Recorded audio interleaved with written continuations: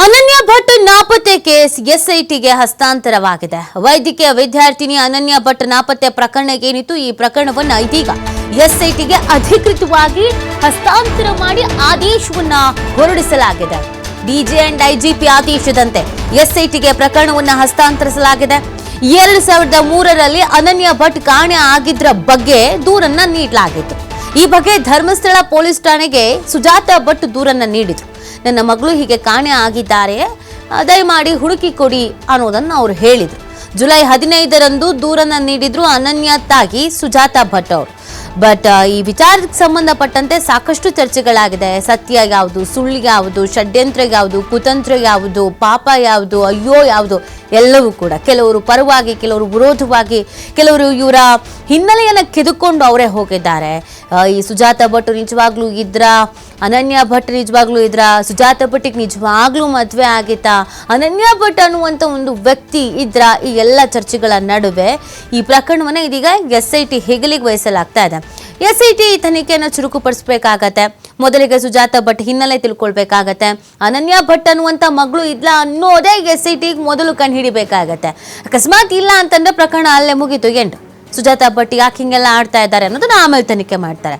ಅಕಸ್ಮಾತ್ ಅನನ್ಯ ಭಟ್ ಅನ್ನುವಂಥ ಮಗಳು ಸುಜಾತಾ ಭಟ್ಟಿಗೆ ಇದ್ರು ಅನ್ನೋದಕ್ಕೆ ಒಂದೇ ಒಂದು ಅಧಿಕೃತವಾದಂಥ ಕುರುಹು ಸಿಕ್ತು ಅಂತ ಅಂದ್ರೆ, ಪ್ರಮುಖವಾದಂಥ ಸಾಕ್ಷಿ ಸಿಕ್ತು ಅಂದರೆ ಹೇಗೇನು ಈ ಪ್ರಕರಣ ಕೂಡ ಮೇಜರ್ ಟ್ವಿಸ್ಟ್ ಆಗತ್ತೆ.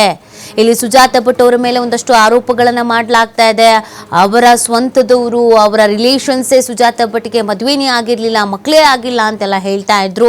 ಸೊ ಹೀಗಿರಬೇಕಾದ್ರೆ ಅನನ್ಯ ಭಟ್ ಯಾರು ಅನ್ನೋದೊಂದು ಪ್ರಶ್ನೆ. ಇತ್ತೀಚೆಗೆ ಒಂದು ಫೋಟೋವನ್ನು ಬೇರೆ ರಿಲೀಸ್ ಮಾಡಿದ್ರು. ನೀವು ನೋಡ್ತಾ ಇದ್ದೀರಲ್ಲ, ಇದೆ ಫೋಟೋ. ಈ ಫೋಟೋ ಫೇಕ್, ಇದು ಇನ್ಯಾರ್ದು ಫೋಟೋ, ಈ ಥರ ಮಾಡಿದ್ರು, ಮತ್ತೆ ಇನ್ನೊಂದು ಮಗದೊಂದು ಅಂತ. ಪೊಲೀಸ್ ಇಲಾಖೆ ಯಾವುದೇ ತನಿಖೆ ಆಗದೆ ಇದ್ರು, ಎಸ್ಐಟಿಯ ಯಾವುದೇ ತನಿಖೆ ಆಗದೆ ಇದ್ರು ಕೆಲವರು ಮಾಡ್ಬಿಟ್ಟಿದ್ದಾರೆ. ಹೀಗಿರ್ಬೇಕಾದ್ರೆ ಈ ಪ್ರಕರಣ ಸಾರ್ವಜನಿಕ ವಲಯದಲ್ಲಿ ಸಿಕ್ಕಾಪಟ್ಟೆ ಕನ್ಫ್ಯೂಷನ್ಸ್. ಈ ಸುಜಾತಾ ಭಟ್ ಯಾರು, ಅನನ್ಯ ಭಟ್ ಯಾರು, ಸುನಂದಾ ಯಾರು, ಇವ್ರು ಯಾಕೆ ಇಲ್ಲಿಗೆ ಬಂದ್ರು, ಇವ್ರು ಯಾಕೆ ಹಿಂಗೆ ಹೇಳ್ತಿದ್ದಾರೆ ಅಂತ ಒಂದು ರೀತಿಯಾಗಿ ಸಮಾಜದಲ್ಲಿ ಒಂದಷ್ಟು ರೀತಿಯ ಕುತೂಹಲ, ಅನುಮಾನ, ಪ್ರಶ್ನೆ ಇದೆಲ್ಲವನ್ನು ಹುಟ್ಟಾಕಿರೋದು ಈ ಅನನ್ಯ ಭಟ್ ಕೇಸು. ಹೀಗಿರ್ಬೇಕಾದ್ರೆ ಈ ತನಿಖೆಯನ್ನು ಎಸ್ಐಟಿಗೆ ವಹಿಸಲಾಗಿದೆ. ಎಸ್ಐಟಿಗೆ ಬುರುಡೆ ಕೇಸು, ಅದರ ಜೊತೆಗೆ ಇನ್ನೊಂದು ಮಹಿಳೆಗ ಶವ ಹೂತಾಕಿದಂಥ ಕೇಸು, ಇದೀಗ ಅನನ್ಯ ಭಟ್ ಕೇಸು.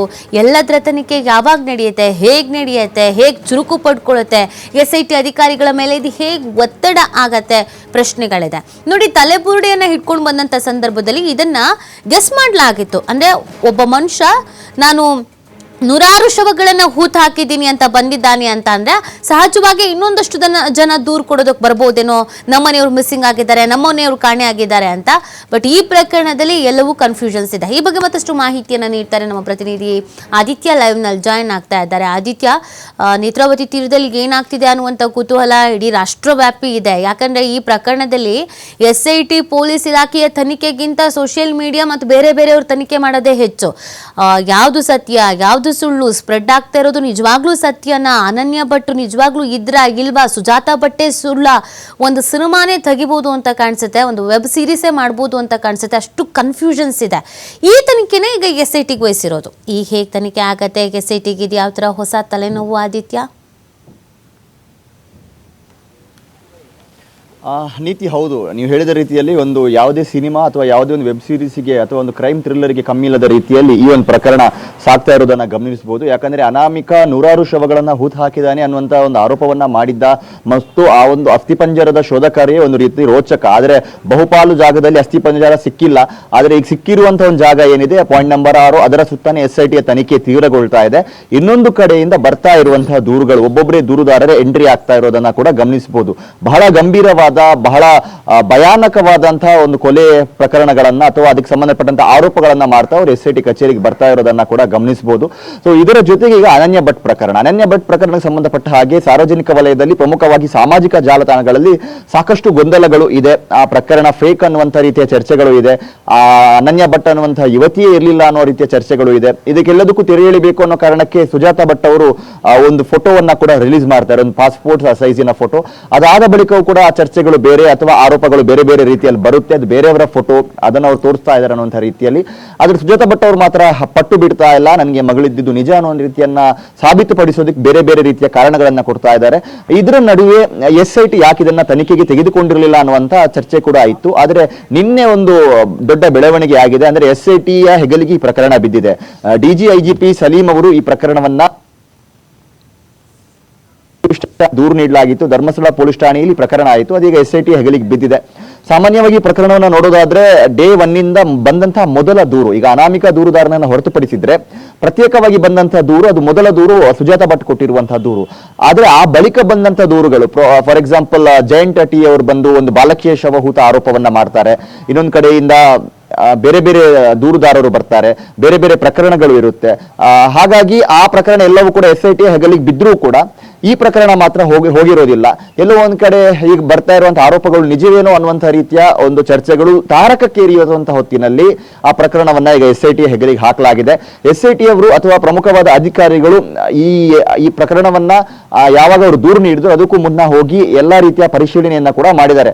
ಒಂದು ಪ್ರಾಥಮಿಕ ತನಿಖೆಯನ್ನ ಮಾಡಿದ್ದಾರೆ, ಇದರ ಸತ್ಯಾಸತ್ಯತೆ ಏನು ಅನ್ನುವಂತಹ ರೀತಿಯಲ್ಲಿ. ಹಾಗಾಗಿ ಈಗ SIT ಹೆಗಲಿಗೆ ಈ ಪ್ರಕರಣ ಬಿದ್ದಿರುವ ಕಾರಣದಿಂದಾಗಿ ಮುಂದೆ ಸುಜಾತಾ ಭಟ್ ಅವರ ವಿಚಾರಣೆ ಕೂಡ ತೀವ್ರತರನಾದ ರೀತಿಯಲ್ಲಿ ನಡೆಯುವಂತ ಸಾಧ್ಯತೆ ಇದೆ. ಮತ್ತು ಅವರು ಉಲ್ಲೇಖ ಮಾಡಿರುವಂತಹ ಬೇರೆ ಬೇರೆ ಘಟನೆಗಳಾಗಿರಬಹುದು, ಆರೋಪಗಳಿಗೆ ಸಂಬಂಧಪಟ್ಟ ಹಾಗೆ ಯಾರ ಮೇಲೆಲ್ಲ ಗಂಭೀರವಾಗಿ ಆರೋಪವನ್ನ ಮಾಡಿದ್ರು ಅವರ ವಿಚಾರಣೆ ಕೂಡ ನಡೆಯುವಂತ ಸಾಧ್ಯತೆ ಇದೆ. ಮತ್ತು ಇದರ ಸತ್ಯಾಸತ್ಯತೆ ಏನು ಅನ್ನೋದನ್ನ SIT ಅತಿ ಶೀಘ್ರದಲ್ಲಿ ಕಲೆ ಹಾಕುವಂತ ಸಾಧ್ಯತೆಗಳು ಕೂಡ ಇದೆ. ಹಾಗಾಗಿ ಪ್ರಕರಣ ಈಗ ಬೇರೆದೇ ಸ್ವರೂಪವನ್ನ ಪಡೆದುಕೊಂಡಿದೆ. ಇನ್ನೊಂದು ಕಡೆ ಅನಾಮಿಕ ದೂರುದಾರ ತೋರಿಸಿದ ಬಹುಪಾಲ ಜಾಗದಲ್ಲಿ ಅಸ್ಥಿಪಂಜರ ಸಿಕ್ಕಿಲ್ಲ, ಒಂದು ಜಾಗದಲ್ಲಿ ಆತ ತೋರಿಸಿದ ಜಾಗದಲ್ಲಿ ಅಸ್ಥಿಪಂಜರ ಸಿಕ್ಕಿರೋದು. ಹಾಗಾಗಿ ಅದರ ಕಥೆ ಏನು ಅನ್ನೋದೀಗ ಸದ್ಯ ಮೂಡಿರುವಂತಹ ಪ್ರಶ್ನೆ. SIT ಅಧಿಕಾರಿಗಳು ಕೂಡ ಏಕಾಏಕಿ ಉತ್ಖನನಕ್ಕೆ ಬ್ರೇಕ್ ಹಾಕಿರೋದು ಕೂಡ ಅನೇಕ ಅನುಮಾನಗಳಿಗೆ ಕಾರಣವಾಗಿತ್ತು. ಮುಂದೆ ಉತ್ಖನನ ನಡೆಯೋದೇ ಇಲ್ವೇನೋ ಅನ್ನುವಂತಹ ರೀತಿಯ ಅನುಮಾನಗಳು ಕೂಡ ಇತ್ತು.